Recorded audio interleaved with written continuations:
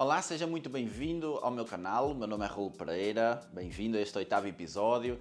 Estamos a falar sobre a série Apocalipse e eu quero convidar, se é a primeira vez que está aqui também, a você recuar um pouquinho no tempo e começar a acompanhar os nossos vídeos desde o início, pois eu tenho trazido ao longo deste tempo aqui alguns conceitos fundamentais para então nos conduzir a um entendimento mais amplo das Escrituras.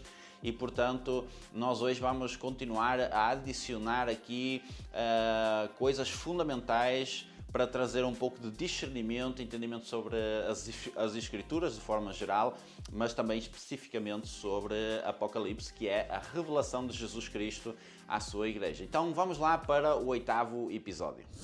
Pois é, então, nós estamos agora no 8º episódio e vamos dar continuidade à leitura das Escrituras. Você deve se recordar no primeiro episódio que nós falamos sobre Apocalipse, capítulo 1, versículo 1. E hoje vamos dar ali uma continuidade nos primeiros versículos também para adicionarmos aqui algo fundamental para termos uma compreensão mais ampla.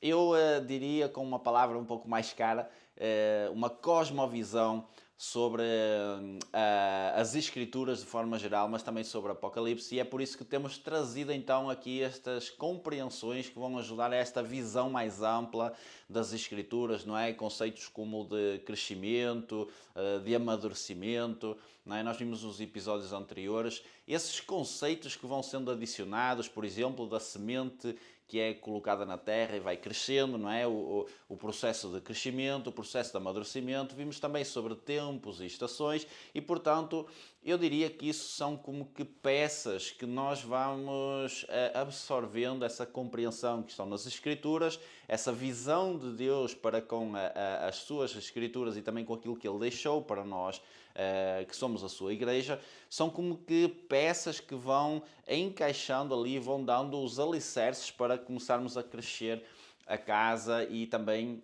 como quem diz, crescer no entendimento das Escrituras. E, portanto, nós hoje vamos dar sequência a isso e eu vou adicionar aqui algo mais, aqui um bloco, não é? na nossa parede que está a crescer e começa a ganhar forma. Vou adicionar algo então que está em Apocalipse capítulo 1, a partir do versículo 1. Ora, vamos lá. Revelação de Jesus Cristo, que Deus lhe deu para mostrar aos seus servos as coisas que em breve devem acontecer e que ele, enviado por intermédio do seu anjo, notificou ao seu servo João, o qual atestou a palavra de Deus e o testemunho de Jesus Cristo quanto a tudo que viu. E eu quero focar agora no versículo 3. Bem-aventurado aqueles que leem e aqueles que ouvem as palavras desta profecia e guardam as coisas que nelas estão escritas, pois o tempo está próximo. E eu quero então focar aqui em alguns pontos fundamentais sobre este texto. Veja que diz aqui 3 coisas: ler, ouvir, ou seja, no fundo significa compreender, assimilar aquilo que estamos a ler, e também guardar. Portanto, ler, ouvir e guardar. Você lembra-se nos últimos episódios que nós falámos sobre o espírito do anticristo? Muitas vezes nós estamos à espera de ver um anticristo visível. Portanto, aquilo que eu trouxe, não é, foi para nos elucidar de que o espírito do anticristo já está na Terra. Já está a operar na Terra e que, muito mais do que algo físico, é espiritual. E veja, o espírito do anticristo não quer que a gente conheça a palavra que Jesus nos deixou. E, portanto, se a revelação é-nos dada para nós lermos, ouvirmos e guardarmos, se nós não formos lá buscar esse entendimento, buscarmos essa palavra, essa sabedoria, nós não vamos ter como guardar. E eu quero que nós peguemos aqui nisto, e você deve se lembrar que ao longo dos vídeos que nós fomos postando aqui no canal, que eu tenho falado muitas vezes sobre o medo. Não é? E você começa a reparar, se meditar aqui comigo nisto, se nós não lermos a palavra, não ouvirmos a palavra e não guardarmos, nós vamos estar infrutíferos, porque não vamos fazer como o salmista, guardar no meu coração a tua palavra para não pecar contra ti. Então, a arma do anticristo, veja aqui, a arma do anticristo, do espírito do anticristo, é provocar o medo em nós para nós não irmos lá buscar. Então veja, quando nós sentimos medo, dúvida, um certo receio de ir ler as Escrituras que Deus nos deu, veja, é o espírito do anticristo a trabalhar contra a nossa mente para nós não irmos lá buscar. Ou seja, vai induzir a nossa mente ao engano, à persuasão e ao medo para eu não ir buscar aquilo que eu preciso de buscar. Já viu como isto é um pouco aqui um jogo do engana?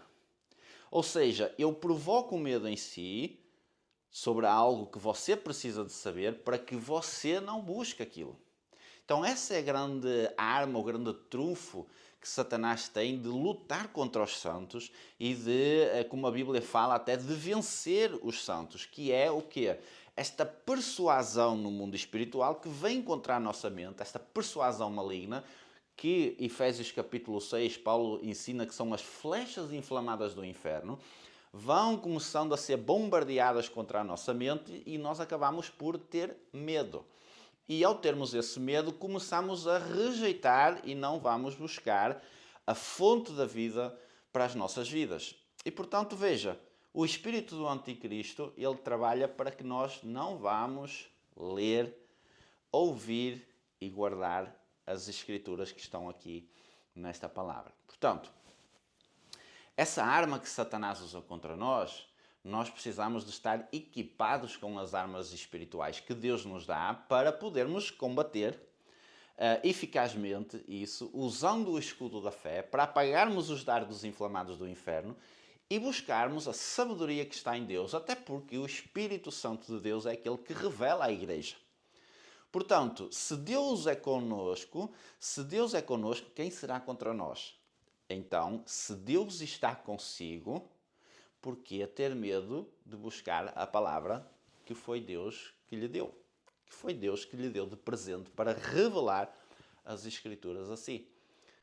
Então, eu quero trazer aqui este texto aqui para nos fazer compreender que o espírito do anticristo está na terra, está a operar e, como você vê, nós conseguimos aqui de uma forma bastante simples perceber que há espiritualmente uma oposição para que o povo não procure as Escrituras. Quantos de nós têm dúvidas e questões acerca de Apocalipse porque há toda essa poeira no ar e há também aquela sensação de medo para lermos a realidade que Jesus tem para nós. Porém, logo no início nos primeiros versículos aqui no livro do Apocalipse, nós vemos aqui que é necessário ler, ouvir e guardar. Porquê? Porque quando nós guardamos a palavra de Deus na nossa vida, nós vamos estar vigilantes, vamos estar prevenidos. Até porque aqui, há 2000 anos atrás, quando João recebeu estas escrituras, recebeu esta revelação, dizia, pois o tempo está próximo. E se há 2000 anos atrás o tempo estava próximo, passado 2000 anos, vai estar mais próximo ainda. Então, esse é um trunfo, não é? Uma carta na manga de Satanás, que é tentar criar uma mentalidade errónea no meio do povo de Deus para que o povo não busque a verdade e então fique infrutífero, fique verde na fé e não cresça, não amadureça. E isso é claramente o espírito do anticristo a lutar contra a igreja. Além destas coisas, eu quero adicionar aqui um outro texto também que nos vai trazer aqui uma clareza sobre essa realidade espiritual que nós tantas vezes ignoramos, não queremos mexer nela e queremos, até por causa do medo, queremos estar um pouco afastados dessa realidade. Porém, a palavra é bastante clara, os ensinamentos do apóstolo Paulo são bastante claros nesse sentido e eu quero trazer aqui mais um texto para nos ajudar a compreender. E este texto aqui ele vai nos ajudar a entender um pouco sobre o que é aquele tema de batalha espiritual, que um dia irei até fazer uma série de vídeos sobre isso, sobre batalha espiritual, para aprofundarmos um pouco mais estes temas, mas em 2 Coríntios, no capítulo 10, tenho aqui um texto que eu considero que é uma base para compreendermos o reino espiritual e como lidar com a oposição espiritual. E isto é uma doutrina apostólica, é uma doutrina que nós precisamos de receber, ouvir, guardar no nosso coração e usarmos essas armas que nos são dadas por Deus através dos seus servos. Portanto, diz assim, 2 Coríntios capítulo 10, versículo 3. Porque, embora andando na carne, não militamos segundo a carne. O que é que isso quer dizer?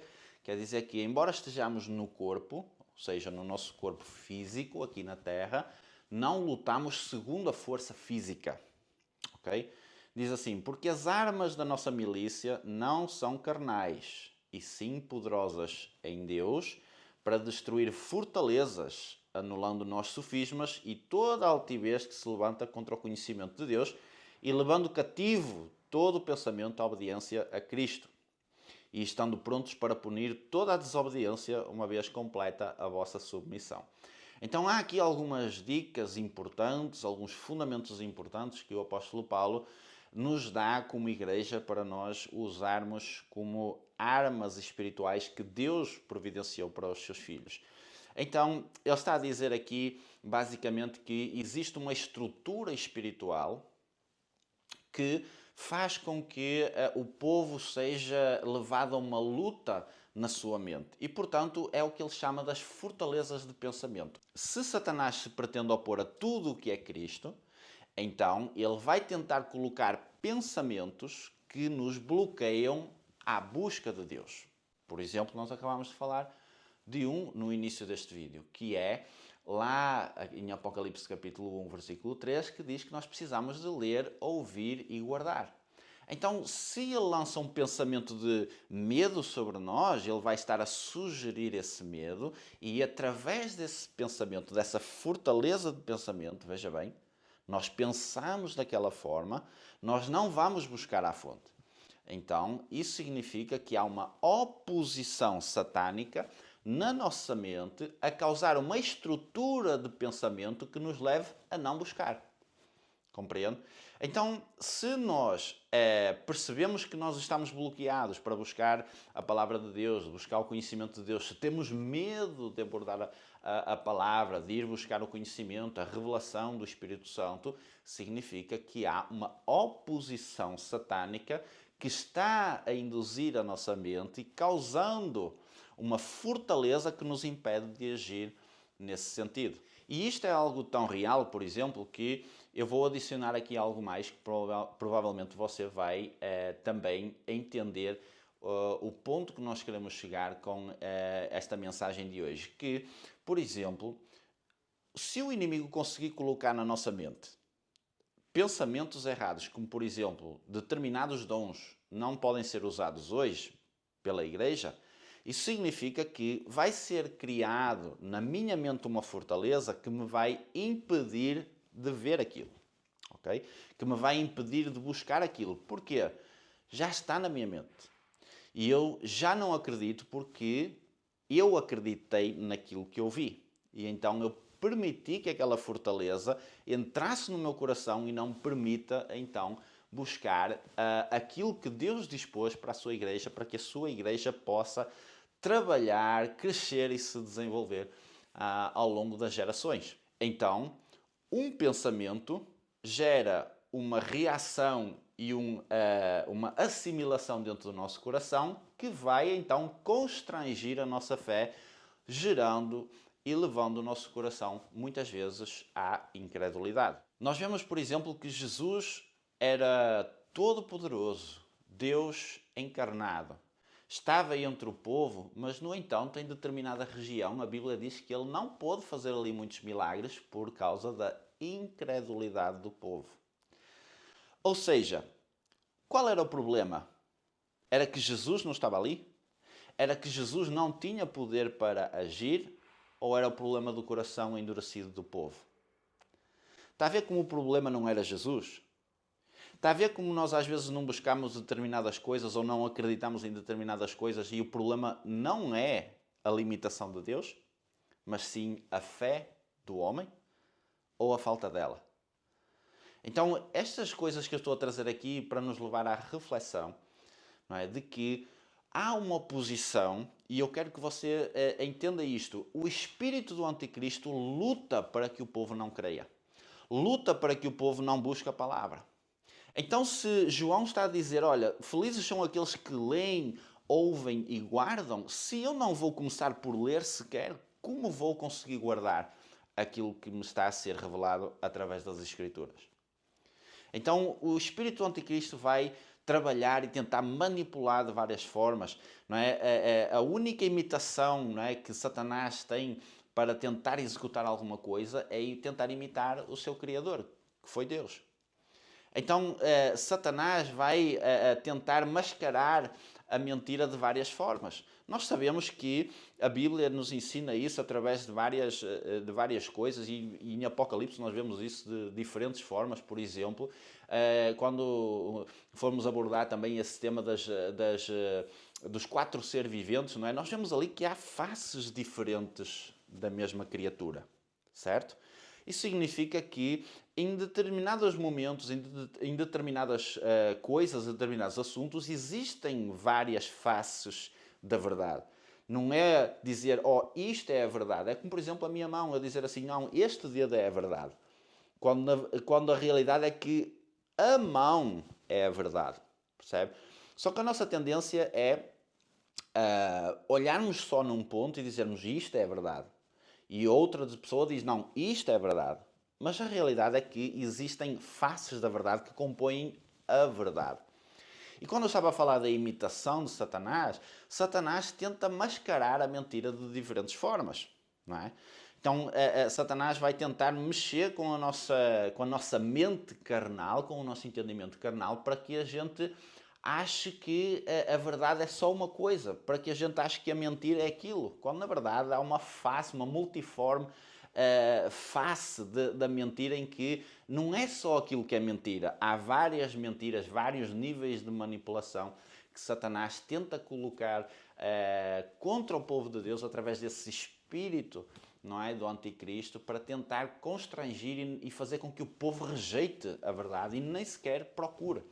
Então, se nós não procuramos a verdade, se nós não lemos, se não começamos pelo básico que é ler, não é? Como vamos então compreender, não é? Como vamos então conseguir guardar no nosso coração essa palavra maravilhosa que Deus tem para nós? E nós percebemos em 2 Coríntios capítulo 10 que Paulo ensina sobre essas fortalezas de pensamento e muitas vezes o que acontece connosco é que nós precisamos de compreender que estamos num terreno hostil, nós estamos num mundo que está debaixo de trevas e que há uma oposição que tenta causar fortalezas de pensamento dentro do nosso coração para nós não querermos e para nós não buscarmos. Então, quando você sentir medo, sentir dúvida de buscar a palavra de Deus, de achar que é demasiada coisa para o seu entendimento, que você não vai conseguir entender, não acredite nessa mentira.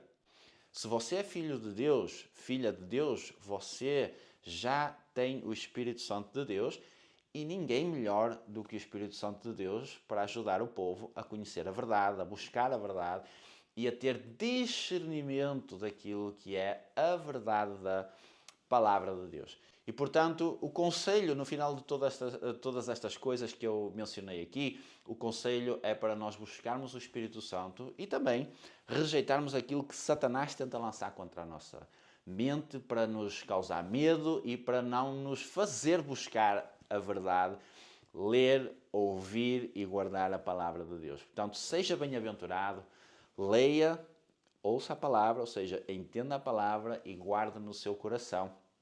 Assim como o salmista diz, guardei no meu coração a tua palavra para não pecar contra ti. Que o Espírito Santo possa lhe dar entendimento, compreensão das Escrituras e que Deus possa também tirar todo o medo do seu coração, do nosso coração, para que a Igreja possa buscar a profundidade nas Escrituras e a revelação de Deus que Ele quer revelar aos seus pequeninos. Amém? Um forte abraço e vemo-nos no próximo episódio.